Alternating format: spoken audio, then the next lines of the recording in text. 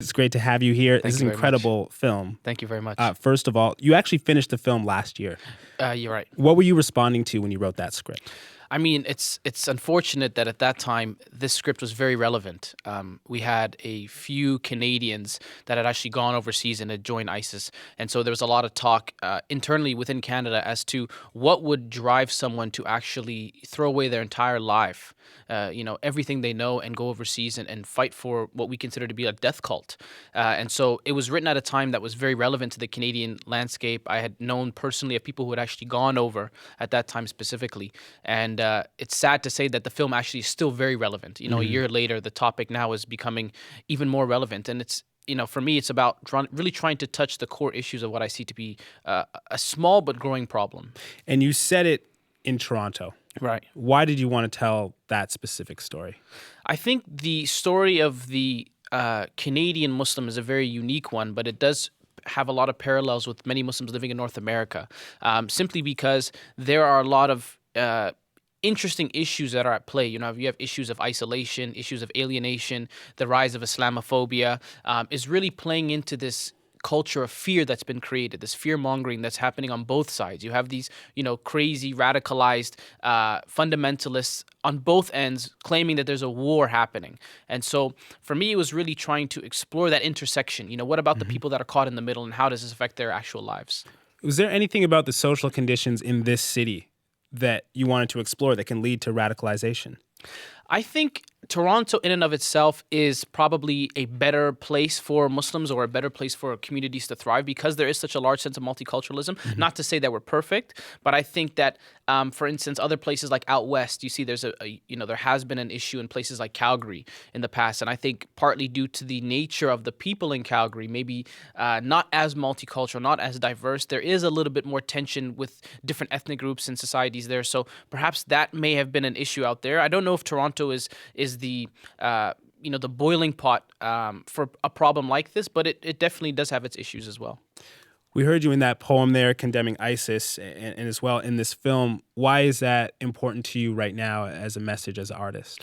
I think a lot of times Muslim communities are so sick and tired of hearing about this problem and this issue. Some people have gone as far as just going into the state of denial. I actually look at it as the stages of grief, and what happens when people go through a grief. And actually one of the stages, I think the first stage is just shock and denial and disbelief. We're almost kind of like, how can something we love be used for such hate and horror? So some people are just completely in denial that this actually exists, that it's affecting anyone. And for me, it's about waking up my own community and really exploring some of the issues that internally help create this vibe, or help create this growing concern or fear that there are young people who are getting manipulated by this group. What are the issues in your mind? There's a lot of issues. It would be naive of me to just say that it's, A, B, and C. But I think, again, the growing issues of alienation, of isolation, the growing issues regarding Islamophobia. When we see these attacks taking place on Muslim women specifically, there's a huge, after the Paris attacks, there was a lot of Muslim women that were being attacked in public spaces. This feeds right into the propaganda of groups like ISIS, where they're teaching young Muslims that you're not wanted here, you're not a part of the society, you're not a part of the fabric of this country. And for me, it's very sad because I'm Canadian, first and foremost. And I tell people that I was born here. And so I feel myself a part of the community here. The reality is some people may not view me as such. Some people might view me as an outsider. Still to this day, I get asked, where are you from? Right? You're born here, you live here your whole life. People are like, where are you from? But the reality is that there are unfortunately things that are happening in our community that we as Muslims need to be proactive about. We shouldn't wait for the headlines to confirm that this actually does exist. But at the same time, there is a growing issue regarding, for instance, the effects of Western foreign policy. What does it mean when you have things like the war on terror, and you go into a country like Iraq and you bomb it, and you take its resources and really leave it in a very shambled state? That has repercussions internationally. Now we're also trying to explore what that means for cultures like us living here in Canada. I want to get into the process of this film in particular. What did you draw on when you were writing the screenplay? I drew on the experiences of people that I've personally known or heard about. I had actually, while I was filming this project, I had a family member of mine who actually went over and joined ISIS. Okay, it was actually a girl in my family whose husband had gone over, and so she kind of got manipulated and was pretty much hustled into going as well. But at the same time, I've been working with several imams in the community and people who had been dealing with this on the ground, counseling young people who have these thoughts or ideas around this extreme form of violent, criminalized acts of violence in the name of Islam.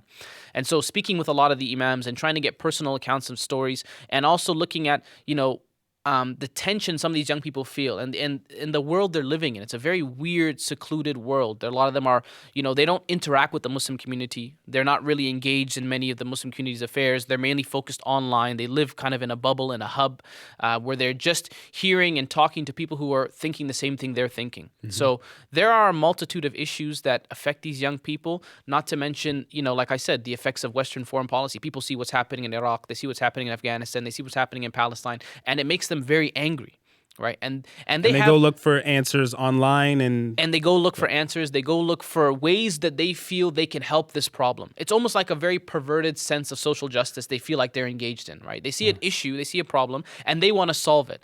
But what we're trying to explain to them is actually you're not helping the problem. We agree there is a problem, but what you're doing, if you think you're doing it to please God, you're not doing that. If you think you're doing it to actually affect change, you're not doing that either. You're just ruining everything. What was that like for you, seeing a family member go over there? It was really sad. I mean, this is somebody who didn't necessarily present any signs I could say ahead of time. I could have read them and said like, oh, this person has very strange views. There was a person actually who was very involved in the community, used to help out in organizing events and stuff like that. And I think actually what happened was that she was in a lot of ways manipulated by, like I said, her husband that was there at the time. And these people are also going there with this utopian vision, right? They're going there to live in a land or a country that they feel represents every value that they cherish. The reality is when they get there, a lot of them find out that it's just a big sham, that in fact they're actually going to see hell on earth. And so actually there is one point in the film where my character does end up going overseas, and the sense of remorse he has, the sense of regret he has is so immense, right? Because they go there and they literally throw away their lives. They go there and they know that once they're there, they can't come back. You've burned your passport, or if you do come back, most likely you'll be arrested anyways on arrival. So that was an important message for you to get across with this film. It was important to also explain to them that, this utopia that they're creating for you over there doesn't actually exist anyways. So if you think that you're going there and you're going to live in this, luxury palace and people are going to be serving you, and you're going to have, hear the call to prayer outside, and people are going to be, happy and go lucky on the streets, that doesn't exist. It's a war-torn country at the time. And no place is perfect. No place is perfect, but I mean, there are a lot of reasons why our families moved to Canada. There's a lot of reasons why we're here now, because we came from places like that to begin with, so why go back? Last month, you hosted a screening of this film in Calgary. This past weekend, you were in Windsor. You're deliberately showing this film in public events in order to have these town hall style conversations. Right. Why is that important for you? I think it's important for community members to also give me their thoughts and views around the issue. One of the things that deliberately I didn't do in the film was to present all the solutions, right? Because I don't have all the solutions. And part of this film's goal was actually to start the conversation in hopes of actually creating those solutions organically. So having community members there to talk about what we think could be tangible solutions to how to engage young people, how to stop people that could potentially already have these views or thoughts, and also how do we do, preventative work and help young people who may not have those thoughts or harboring those views as of yet, but potentially could have them in the future. You're getting a range of responses. So first of all, what's the response been like from other Muslims, lay people? I could say overwhelmingly the response has been fantastic. Overwhelmingly people have been very supportive. I have people who, at the end of the film screening are crying, in tears. In Calgary specifically, you had people whose actually family members had gone overseas. So then they're watching it was a very emotional process. And they really saw themselves in that picture. And I really try and show a lot of the internal workings of these family units. What happens to the families who are left behind? What happens to a mother whose son has gone overseas, never to be seen again? So the response from the Muslim community, I think, has been one that's very, very positive. Again, even showing films is a very new process. We don't really have too many Muslim film screenings anyways. So some people are a little bit tripped out by the idea, but when they get there, they watch it, they're happy, they're excited, and I couldn't ask for more. And you invite also law enforcement and other officials right. To see the films. Why is that important for you? We actually have done in several cities a discussion that's taken place with, for instance, RCMP. In Calgary, they have a police department service out there that's really focusing on engaging with the Muslim community around the issue of radicalization. conversation. And I think it's important to have that conversation because there aren't really many opportunities for the Muslim community to engage with law enforcement in a non-confrontational fashion. A lot of times, we're getting this scary knock on our door at 3 a.m. and people are showing up in black suits and you don't really know what to expect. And that's been the overwhelming actual conversation piece ahead of time. People said, we're actually, a lot of the discussion pieces after the film have taken place have talked about the role of federal police and law enforcement in helping to perpetuate isolation in the Muslim community by stigmatizing certain young people, by harassing them, by really creating a very unfriendly environment. So we show parts of that in the film. It's a dramatization, of course, but we definitely show the interaction some Muslims have with law enforcement and how that plays out into real life as well. And you've been hearing from ISIS supporters, yeah, as well. What's that been like? I mean, you know what? It comes with the territory. I knew that putting together this film, I would be getting hate from all directions. But as an artist, for me, it's important that my work actually means something and that it's actually getting to people. So if the people that I don't like are upset, then I think I'm doing my job. I think that was the goal anyways, was to really deter these people from joining groups like this. So I could only assume that they would be upset by it. So I haven't really been deterred by that. That's scary, though. It could be. I mean, what gives you the confidence to continue to do this work? If I don't do it, who will? I'm trying to use the same mantra that these guys use. The responsibility comes down to us. We have an individual responsibility to help make this world a better place. I feel like everybody has that responsibility and role. So I'm in a position where I can do that. I can create these conversations, create this awareness, create this campaign. And I feel like it would be selfish or naive of me to not act upon it. And so that's the responsibility I've been given, and I'm just trying to do my very small part. What's the response been like from Muslim leaders? It's been great. Yeah. I mean, it's really been great. I think that, again, like I said, this is a very new experience for Muslim communities. Sitting down, going to a movie, watching it. A lot of times there's things in movies that, deter Muslims from watching, whether it be violence or profanity or nudity and these things. So Muslims kind of refrain from watching movies on a mass, like together. Some people might do it kind of secretly. Everyone has their Netflix account or whatever. But so this has been a very unique experience, So having imams at the screening, actually sitting there with their kids, watching the movie, enjoying it. It's a trippy thing for me, but it's so fun. I really enjoy it. You mentioned some imams are worried about counseling young people that are drawn to radical ideas. Right. How has this affected their approach? Have you seen what's come out of conversations with them around their approach to young people that are possibly being radicalized? Muslim leaders are in such a catch-22 because it's so unfortunate that if they do try and help these young people and for whatever reason it doesn't work, then they get in trouble, right? Then RCMP, whoever comes knocking at the door saying, you were in touch with this person and he went overseas. What did you tell him, right? And if he doesn't step up, then it's like this person's going to be learning about Islam in a vacuum. They're not going to have anyone to discuss anything with, and so they end up going off anyways. So our leaders are really caught in between a rock and a hard place. They don't know what to do because, first of all, they're not trained in this field, right? They're not social workers or anything like that. They're classically trained theologians in that sense, right? They're studying religion. So now they're tasked with this idea or job of counseling people in a very crazy political environment, trying to counteract the negative portrayal they've been receiving in the media, while at the same time trying to show these young people that there is a reason to be here, there's a reason to live. Some of these young people, actually, you'd be surprised. I didn't mention this quite often, but I was with a very big community leader in Belgium, and Belgium has a growing issue actually as well of the radicalized young men. And this Belgium leader told me that he's dealing with young people who are coming to him that are actually suicidal. They come to him and they say, we don't want to live anyways. We want to die.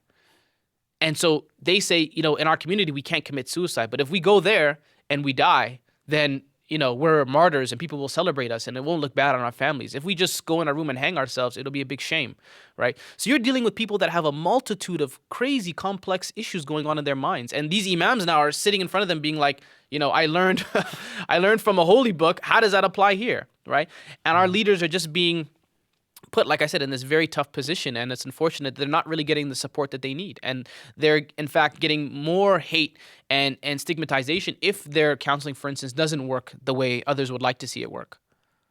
Brand new challenges, especially with brand new issues, like you Right. described, in terms of isolation, in terms of going online and finding communities Right. that might pollute their minds. Okay, if you're just tuning in, this is Q, and I'm speaking with spoken word poet and storyteller Boonaa Mohammed about his new film, Tug of War.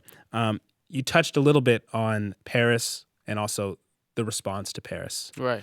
So let's just deal with those in turn. There was these terrible attacks a few weeks ago. What was your first reaction when you heard that news? I was actually in Casablanca in Morocco at the time. I was filming a documentary there, and we were watching it live on news, and it was actually taking place, but it was in French, so we couldn't really understand what was happening. I'm not that good in French. But we saw, attack, we saw Paris, and we were automatically just like, oh, please say it ain't Muslim, please say it ain't Muslim, please say it ain't Muslim. And then, the daunting realization comes about, then you realize actually it was Muslims that were involved, and your heart just sinks. You become very sad, very depressed. You start to think to yourself, great, what will the repercussions be? Instantly you already know that although non-Muslims were killed, Muslims are gonna, we're gonna have to deal with this burden when we get back home. And I instantly felt scared for my wife. I felt scared for my family that was in Canada, that something crazy could happen. And actually, as soon as we got back, you saw there was a mosque in Peterborough that was burned down. Mm-hmm. There were countless reports of Muslim women being attacked on the street, and you're upset, you're angry, and it's almost a sense of overwhelming frustration. You don't know what to do, right? Really, because you're only one person and you can only condemn something for so long. Part of me feels like I shouldn't have to condemn it. Part of me feels like you should know me. I'm not a jerk like that. I'm not going around killing people every day. Why do I have to represent or speak on behalf of these crazy people, right? I don't ask you to do the same for your ancestors or whatever. Mm-hmm. A part of you feels like I need to do more in terms of being proactive in this circumstance, of speaking out against this group and really directing my anger and frustration towards them.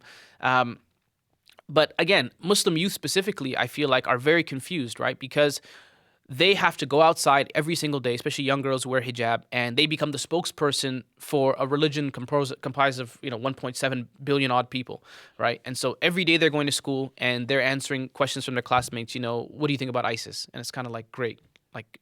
Especially as a young person, because even if you are a young person of faith, you're still growing in your understanding of. You're still growing. You're still susceptible to influence and peer pressure and so many things that are really causing problems for these young people, in public setting. I almost feel sorrier for the kids that are growing up now. Actually, my first day of high school was 9/11.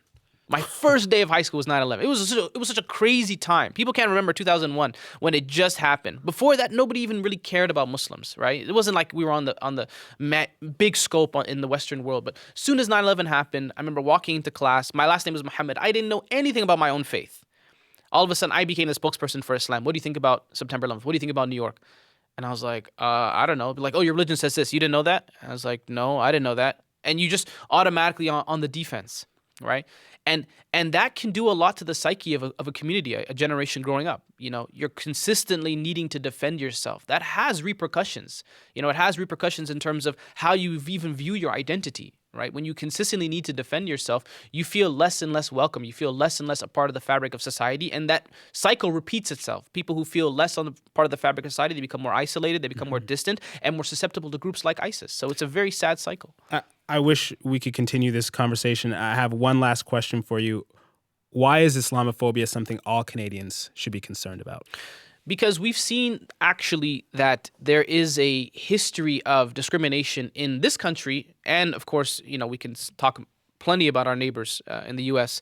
But in Canada, we have a history of, in times of hardship, we look to point the finger at someone, right? At one time in this country, it was the Aboriginal people. They were the enemy. Another time, it was the Asian folk that were the enemy. Another time, it was the Black and Caribbean folk that were the enemy. At one time, it was the Jewish community that was the enemy at one time. So, if we keep having this psyche of scapegoats, it's only inevitable that if it's not me today, it's going to be you tomorrow. It's a matter of us all speaking up for justice because it affects us all, irregardless of whether it's happening to us right now or not. Thank you so much, Boonaa. Thank you very much for having me.